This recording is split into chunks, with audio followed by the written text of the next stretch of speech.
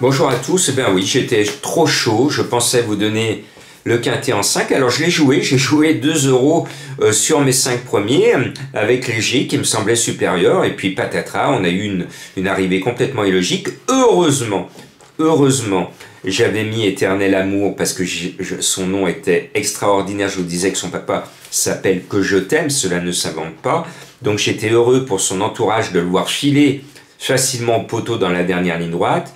Et puis après, Ritano sauve l'honneur des favoris, mais tout le reste, c'était compliqué. Bon, mille pardon, je ne vous ai pas donné le quintet en 5. On va essayer de faire mieux ce mercredi à Pau. Accrochez vos ceintures, c'est de l'obstacle, avec tous les risques de cette discipline, risques mortels, notamment quand on porte plus de 70 kg. Il y en a un, Bandero, qui porte 72 kg.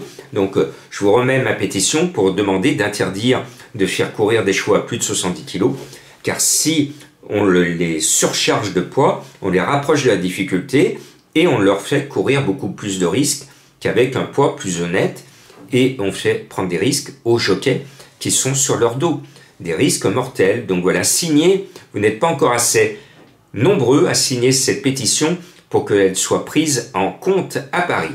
Bon, pour moi, eh bien, on va se mettre un boa autour du cou, comme une certaine Régine qui à l'époque avait fait la promotion du boa.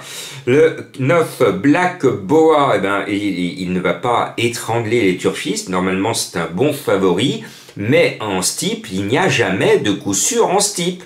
C'est le favori, normalement sur le papier, mais il peut s'en passer des choses pendant les 3 minutes du parcours avec toutes les grosses difficultés paloises. Au passage, je salue mes fans qui me suivent à Pau, et ils sont nombreux.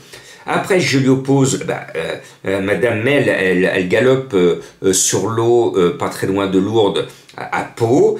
C'est son meeting à elle, donc je mets le 4 Miralago, avec son petit ange qui est sur ses chevaux, James Rovelec, Ravage d'Or 2022. Donc normalement, tous les ingrédients sont réunis. Et puis le 2 Gage de réussite m'a très souvent donné raison, je lui reste fidèle, et notre brave Bandero, qui vient de gagner à Pau, eh bien, est condamné à porter 72 kilos. Alors là, c'est l'un des meilleurs du lot, il a fait l'arrivée du prix du président de la République par le passé, c'est un bon cheval que j'aime bien, mais franchement, 72 kilos, c'est très lourd. Après, je vous conseille de suivre le 5 High-Tech, qui est la deuxième cartouche de Madame Mel. L'entraîneur est tellement en forme que les deux pourraient finir à l'arrivée. Et puis le 6 AJ me plaît beaucoup. C'est Madame Paco, qui elle aussi a beaucoup de réussite. Le cheval reste sur une gagne. Je pense qu'il devrait figurer utilement à l'arrivée. Et à la lecture des partants, 2 chevaux m'ont appelé parce qu'ils s'opposent par leur nom.